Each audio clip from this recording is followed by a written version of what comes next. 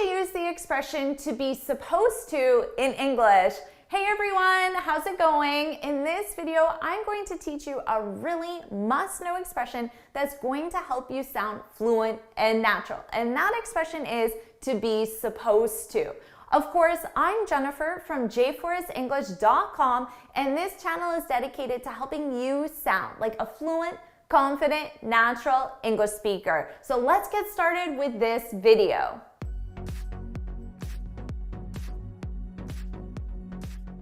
To be supposed to. This is the expression that you're going to know how to use by the end of the video. Now, to be supposed to. We use this expression to talk about obligation or commitment. So when you use this, you're using it with something that you're required to do because of an obligation or commitment. Let me give you an example sentence. Tonight, I'm going to a little holiday party. So this morning I said to Kevin, what time are we supposed to be there? What time are we supposed to be there? Now remember, it's about a commitment or an obligation. So because we agreed to go to this party, we said, yes, we will be there. We made a commitment to go to that party. So you don't have to use this expression just for big, major commitments. You can use it for minor things like just agreeing to go to a party. And of course, when we agree to go to that party, well, there's a start time to the party. So that's the requirement or the commitment for us. What time are we supposed to be there? Now let's talk about the sentence structure. So our sentence structure is to be supposed and then infinitive. So the to be supposed to, that to belongs to the infinitive verb. Now here's what you need to keep in mind. This is a to be expression. That means to be is our main verb. It's the verb that's conjugated according to the subject and according to the time reference. Suppose is always in an ed form, okay? Always. It doesn't change. And we always use the infinitive following suppose. So in my sentence, what time are we supposed to be there? Now, are is being conjugated with our subject, we, right? And for verb tense, it's in the present simple, okay? The verb to be is being conjugated in the present simple. Now, we use the present simple form in this expression to talk about a future event. That's what you need to keep in mind. So the party I'm going to is tonight. It's in the future, but I'm putting my verb to be in the present simple. Let me give you another example. I could say, I'm supposed to call my uncle tomorrow. The verb to be is being conjugated with the subject, I am, I'm, and it's in the present simple, even though the time reference is the future, tomorrow. I'm supposed to call is our infinitive. I'm supposed to call my uncle tomorrow. That means that I have a commitment or an obligation to call my uncle. I told him or I told somebody else that yes, I'll call him tomorrow.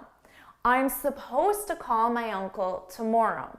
So just remember, for a future commitment, we use our expression in the present simple, and it's the verb to be that's being conjugated with our subject and in the present simple. Now also keep in mind that whether or not I actually call my uncle tomorrow is not known, okay? It's a future event. Will I do it? Who knows? That's not really the point. The point of this expression isn't to talk about whether or not that action actually happens. The point is just to express an obligation or a commitment. I'm supposed to call my uncle tomorrow. Maybe I will, maybe I won't. I guess it depends what happens tomorrow, how busy of a day I have. But I do have an obligation, or I made a commitment to call him. Now, this expression is commonly used in the past as well. So we've already talked about how to use it in the present simple, so let's talk about how to use it in the past. Let me give you an example. I could simply say, I was supposed to call my uncle yesterday, okay? I was, our verb to be is in the past, and it's conjugated with the subject, I. I was supposed to call. Remember, suppose and infinitive does not change. I was supposed to call my uncle yesterday. Now, question for you. If I say, I was supposed to call my uncle yesterday, did I call my uncle yesterday? What do you think? Let us know in the comments. Do you think yes, I did, or no, I didn't? Let us know in the comments. This is very important to keep in mind. If this expression is used in the past, the action did not happen, okay? I didn't call my uncle yesterday. I was supposed to call my uncle yesterday, but it's commonly followed with but, and then you provide your reason. I was supposed to call my uncle yesterday, but I was really busy at work and I couldn't. So keep that in mind. The action did not happen. All right, let's summarize what we know. The expression is to be supposed to. After suppose, we have our infinitive.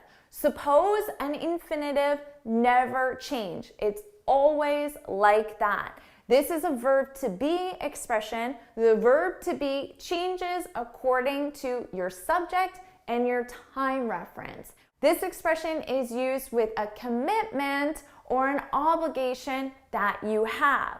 We use this expression in the present simple to talk about a future commitment. We don't know if that future commitment will actually happen. We use this expression in the past simple to talk about an action that did not happen, even though you had an obligation or a requirement to do it.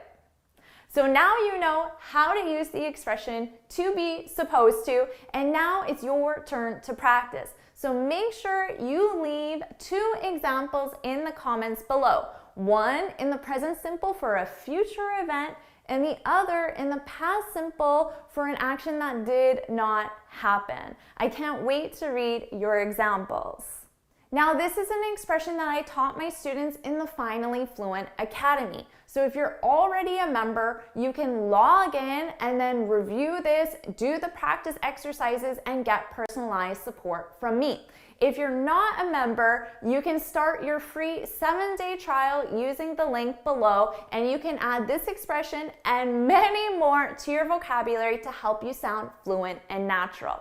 If you found this video helpful, please hit the like button, share it with your friends, and of course, subscribe. And until next time, happy studying. All right, awesome job adding this expression to your speech. I can't wait to read your example sentences, and I'll see you in my next video. Bye.